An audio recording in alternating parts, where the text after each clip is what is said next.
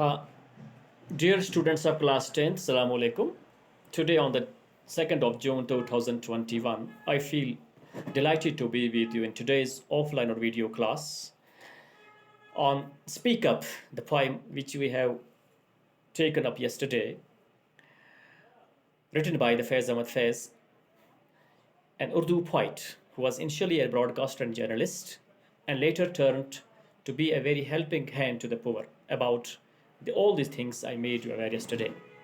So प्यारे बच्चों, जो स्पीक अप पोइम है जो कल मैंने आपको बता दी उस बारे में कि फैज़ अहमद फैज़ जो शायर हैं उसने लिखी है, ये 1941 के आसपास जो उसने लिखी थी, वो उसकी कलेक्शन थी। उसे हम मेरे पास बुक भी है, उसकी कलेक्शन जो थी नक्शे फरियादी, उससे लिया गया है ये पोइम। और लिखी है उस वक़्त में जब ब्रिटिश दौर में यहाँ पर काफ़ी जुल्म व जबर या ज़्यादतियाँ होती थी, ऑपरेशन होता था हमारे हिंदुस्तान के लोगों यानी हम पर। तो उस वक़्त उसने सोचा कि एक ज़रूरत है कि लोगों के जहनों में इस चीज़ को पैदा करूं कि हम किस हद तक इस जुल्म को बर्दाश्त करते रहेंगे। We should not bear this और endure this any long, we have to make efforts to get rid of this from this British government. तो उस चीज़ को लेकर उसने इस पोइम लिखी। तो कल मैंने आपको पोइट के बारे में बता दिया और जो समरी है पोइम की किस बारे में वो बता दिया। और कल मैंने आपको ये भी बोल दिया कि नेक्स्ट लेक्चर ऑफलाइन क्लास में हम सीधे ही पोइम के स्टैंजा को उठाएंगे और उनको मैं एक्सप्लेन करूंगा। तो today I will be taking the stanzas and will be explaining to you what does the Faiz Ahmed Faiz convey to the people pre independence. तो 83 पेज पे जाइए, मेरे पास बुक भी है, 83 पेज पे जाइए आप। तो पहले मैं रिसाइट कर रहा थोड़े से। Speak up, for your lips are not sealed and your words are still your own. This upright body is yours. Speak while your soul is still your own. Now move on page number 84. Look there in that smithy. Its red oven fires flames. The padlocks are already opening their mouths, and each fetter is cutting round. Speak up now, for time's running out, before your body and mind fade away. उसके बाद let us, for truth is not yet dead. Speak whatever you have to say. अब हम सिकंजा wise इन चीज़ों को उठाएंगे। तो पहले जो लिखा इसने स्पीक अप में पोइम शायर ने क्या बोला है, स्पीक अप, यूर लिप्स और नॉट सील्ड। तो स्पीक अप अगर हम अल्फाज इसके लिए तो ये वर्ब है स्पीक अप। तो अगर हम लें इस हिसाब से कि इसने ज़ोर से बोला है या एग्रेसिव तौर से बोला है फैज़ अहमद फैज़ ने हिंदुस्तान के लोगों को कि तुम अपनी आवाज़ को ब्रिटिश गवर्नमेंट के जुल्म व ज़्यादतियों के खिलाफ उठाओ। और ये भी कहा है कि your lips are not sealed, अभी तो आपके लब खुले हैं। जिस तरह से ऑपरेशन, जिस तरह से जुल्म ज़्यादतियों के खिलाफ, यहाँ जैसे हम जानते हैं कि हिंदुस्तान में जो हमारी आज़ादी थी उसके खिलाफ जब ब्रिटिश गवर्नमेंट ने जो काफ़ी लोगों को उस वक्त जेलों के सुलाखों के पीछे रखा था, उस चीज़ की बात करते हैं। यानी ये बोलता है अभी आपके ज़ुबान खुली है, अभी आपके होंठ खुले हैं, अभी आपके लब ओपन है, your mouth is not sealed yet. उससे पहले कि हमारी माउथ को, हमारी ज़ुबान को लॉक किया जाए, बिफोर दिस कि आवर माउथ और our tongue is locked, it is locked and it is not allowed to ask something against this. उससे पहले आप जाग जाओ और आप इस चीज़ के खिलाफ बोलो, लड़ो। तो इस चीज़ को लेकर इस तरह से जो शायर बोलता है, चाहे रिक्वेस्ट करता है, अपील करता है या एग्रेसिव मोड में बोलता है हिंदुस्तान के लोगों को। ठीक है, तो अब देखिए यहाँ पर मैंने लिखा भी है, ये पहला लाइन है, इस पर आप देखिए, आप पहली लाइन तो लिखा यहाँ पर, speak up for your lips are not sealed and your words are still your own. This upright body is yours. Speak while your soul is still your own. तो अब क्या कहते हैं यहाँ पे कि अब जो आपके लब हैं अभी खुले हैं, आपकी जुबान अभी खुली है, तुम इस चीज़ को आगे बढ़ाओ, इस जुल्म जाति के खिलाफ आप बोलो। This upright body is yours. अब upright के माने जो हम स्ट्रेट या सीधे के बोलते हैं, ठीक है, सीधा सादा, ठीक है, या इस तरह हम बोलते हैं, ऑनेस्टी के बोलते हैं। ऑनेस्टी के लफ्ज़ अगर देखें तो ऑनेस्टी के हिसाब से उसने इसको इस्तेमाल किया है।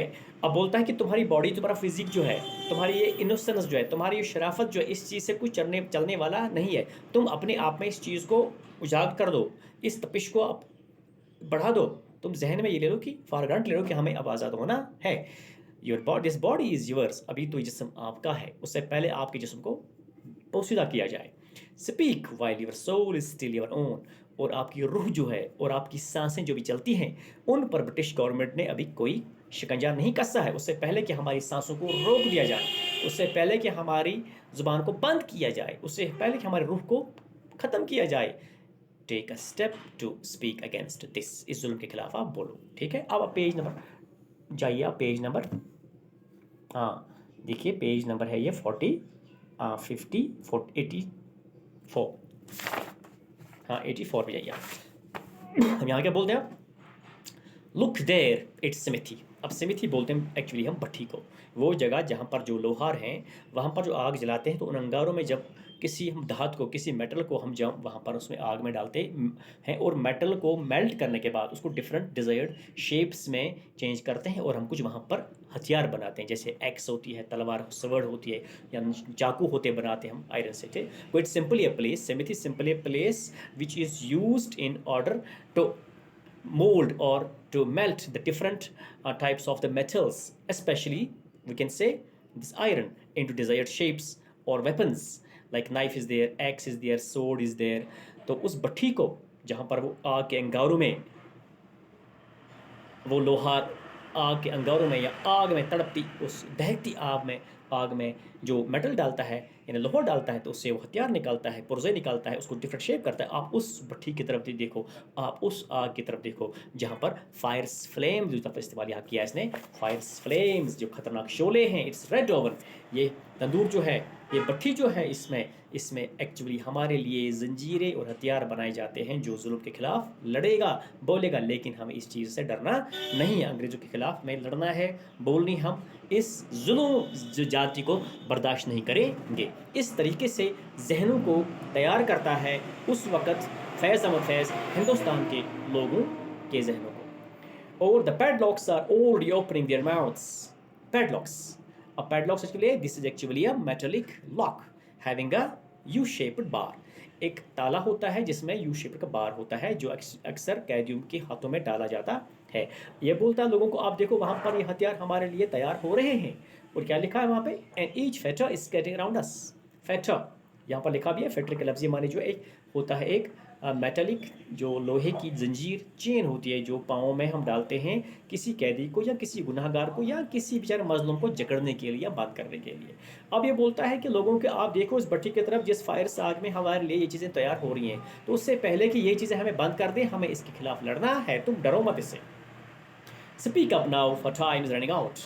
अब लोगों को, अब इस पर जोर देता है शायद कि तुम्हें क्या हो गया, तुम अपनी ज़बानों को क्यों नहीं खोलते हो, इससे पहले कि वक्त चला जाए, इससे पहले कि वक्त ख़त्म किया जाए, इससे पहले हमें बंद किया जाए, इससे पहले कि हमारे ज़ुबान को बंद किया जाए, हमें बोलने ना दिया जाए, उससे पहले आप खड़े हो जाओ, अपनी अकल को काम ले लो और अपनी ज़ुबान से इस जुल्म के खिलाफ बोलो।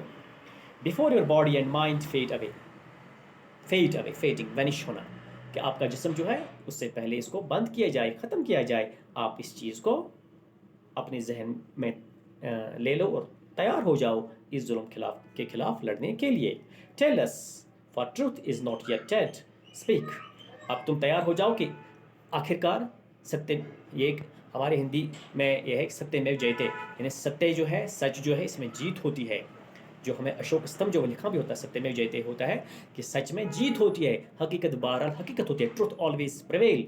तुम इस हकीकत के साथ रहो कि हमें हिंदुस्तान के इस जालिमाना शिकंजे से आज़ाद होना है।